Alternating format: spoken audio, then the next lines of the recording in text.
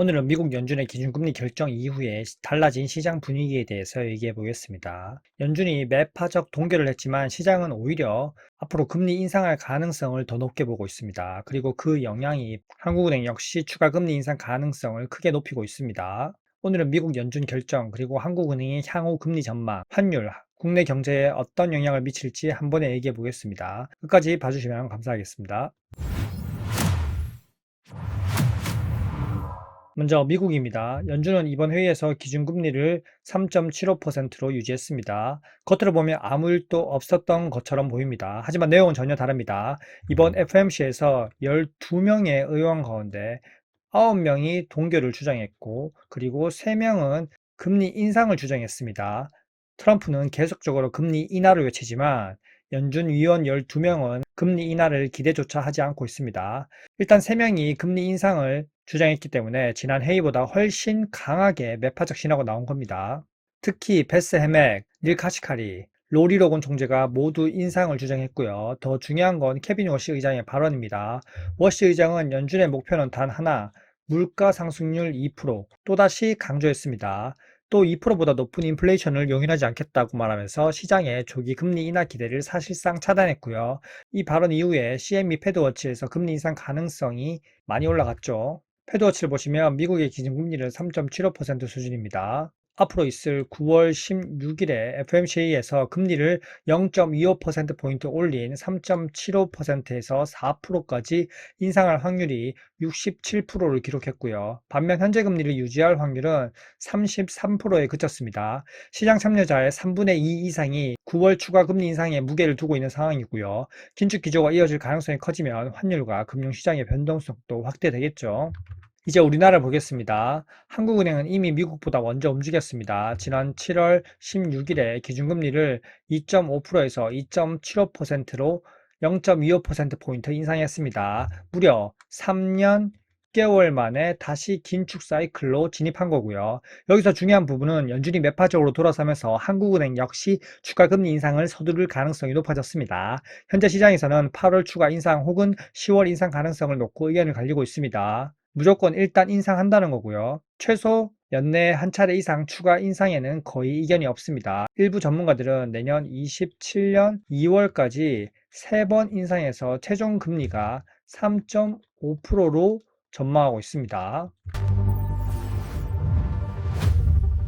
한국은행이 금리를 더 올릴 수밖에 없는 명분이 있죠. 첫 번째는 바로 성장률입니다. 우리나라 2분기 GDP는 전분기 대비 0.6% 성장했습니다. 1분기 이때가 1.8% 성장이었습니다. 1분기에 이어서 예상보다 강한 성장세를 이어나갔고요.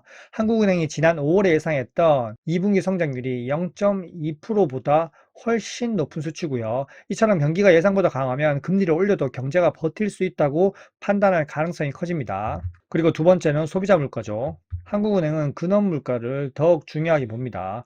근원 물가가 계속 올라와서 어느덧 2.5%까지 올라왔습니다. 목표인 2%보다 여전히 높은 수준이고요. 게다가 앞으로 중동 지역 긴장, 그리고 트럼프의 타코 전략, 국제 유가도 계속 요동치고 있기 때문에 물가 부담은 쉽게 사라지지 않을 수 있습니다. 물론 원달러 환율이 크게 상승했기 때문에 수입 물가가 상승했고, 그로 인해서 국내 생활 물가가 올라가는 것 역시 어쩔 수 없고요.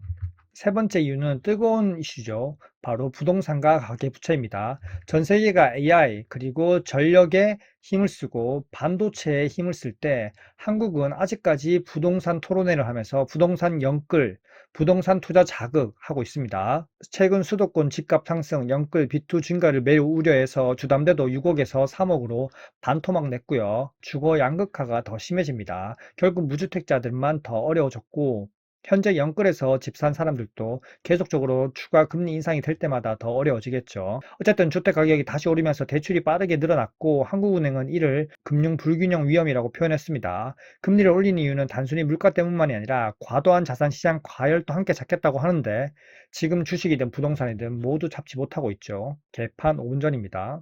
앞으로 기준금리는 물가, 성장률, 가계부채 이 세 가지를 모두 보면서 결정될 가능성이 큽니다. 또한 환율도 중요한 변수입니다. 최근 원달러 환율이 1,550원을 돌파했다가 빠르게 내려오면서 어느덧 1,440원대입니다. 지난 2월 이후 가장 낮은 수준입니다. 이렇게 원달러 환율이 급격하게 하락한 이유는 한국은행의 금리 인상도 있었겠지만 SK하이닉스, ADR 자금 유입 등이 영향을 크게 줬고요. 현재 한미 기준금리 차는 상당 기준으로 1%포인트까지 줄었습니다. 앞으로 한국이 추가 금리를 올린다면 환율은 추가 하방 압력을 받을 가능성도 크지만 미국 역시 9월에 금리를 인상한다면 다시 또 격차가 벌어집니다. 한국은 미국보다 더 빠른 속도로 올려야 됩니다. 결국 환율 안정은 외국인 투자자에게 긍정적인 요인이 될 수 있지만 지금 환율 시장도 주식 시장도 외국인들 그저 놀이터에 불과합니다. 그럼 앞으로 투자자들은 무엇을 봐야 할까요? 첫 번째는 8월 초의 물가 지표입니다. 미국 CPI 그리고 소비자 물가 지수, 물가 상승률을 확인해야 됩니다. 이 수치가 높게 나오면 8월 금리 인상 가능성도 크게 높아질 수 있고요. 두 번째는 8월 28일 한국의 금통위겠죠. 이날 추가 금리 인상이 나오는지가 올해 증시 방향을 결정할 가능성이 큽니다. 8월에 인상하느냐 아니면 10월 달에 인상하느냐 둘 중 하나인데요. 8월에 동결을 하더라도 매파적 동결이 될 가능성이 큽니다. 그리고 한국은행 결정보다 더 중요한 건 미국의 FMC죠. 현재 시장은 60% 이상의 확률로 금리 인상을 예상하고 있습니다. 트럼프는 금리 인하를 계속 외치고 있고 미국 물가와 미국 경제, 미국 상황을 보면 연준 의원들은 금리 동결 혹은 인상을 외치고 있습니다. 그리고 앞으로 금리 인상을 하게 된다고 해도 점도표는 확인해야겠죠. 만약 미국과 한국이 모두 긴축을 이어나간다면 주식시장 변동성은 더 확대될 가능성이 크고요.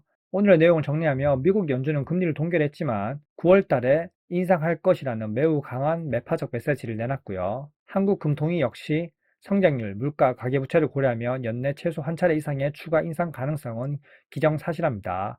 앞으로 중요한 건 물가 지표와 금통위의 결정, 미국 FOMC 결정이 중요하게 바라봐야겠죠. 앞으로도 빠르고 정확한 경제 뉴스와 시장 분석을 전해드리겠습니다. 영상이 도움이 되셨다면 좋아요, 구독, 알림 설정 부탁드릴게요. 안녕.